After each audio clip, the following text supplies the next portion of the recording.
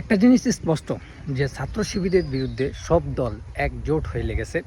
কেননা আপনারা দেখেছেন গতকাল একটা সংবাদ সম্মেলনে এস এম ফরহাদ কিন্তু সকল ডিটেলস নিয়ে তাদের সামনে বসেছিল এবং তাদের এই যে ছাত্র শিবিরের প্যানেলের বিরুদ্ধে তাদের ছাত্রী সংস্থার বিরুদ্ধে তাদের ছাত্রী ক্যান্ডিডেটের বিরুদ্ধে কিভাবে তারা অপপ্রচার চালাচ্ছে, অপপ্রচার সোশ্যাল মিডিয়াতে কীভাবে অপপ্রচার চালাচ্ছে সেটা কিন্তু আপনারা দেখেছেন।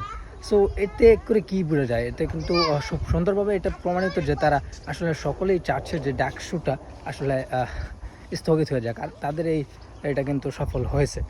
তো এটা কী কারণে হয়েছে সেটা আসলে বাইরের কোনো কারো কোনো কথার দ্বারা হয়েছে কিনা বা দেশীয় কোনো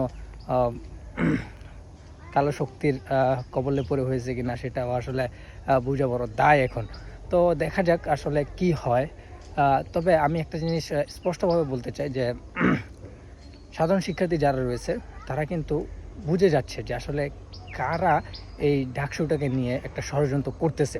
এবং ছাত্র শিবিরের যে প্যানেলটা রয়েছে, জোটবদ্ধ যে প্যানেল, এখানে কিন্তু তাদের এই যে ছাত্রী সংস্থা বা ছাত্রী যে ক্যান্ডিডেটগুলো রয়েছে তাদের বিরুদ্ধে যেভাবে অপপ্রচার চালানো হচ্ছে, এটা কিন্তু আসলে সাধারণ শিক্ষার্থীরা ভালোভাবে নেবে না।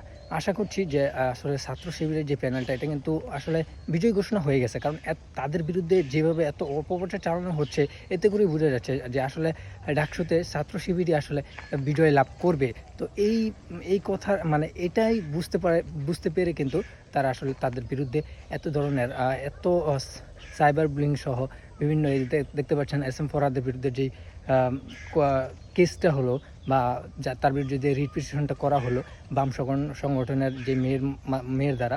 তো এতে করে আসলে বোঝা যায় যে আসলে ডাকসুতে ছাত্র শিবিরই বেস্ট ছিল এবং তারাই কিন্তু এতে বিজয়ী হওয়ার সম্ভাবনা ছিল।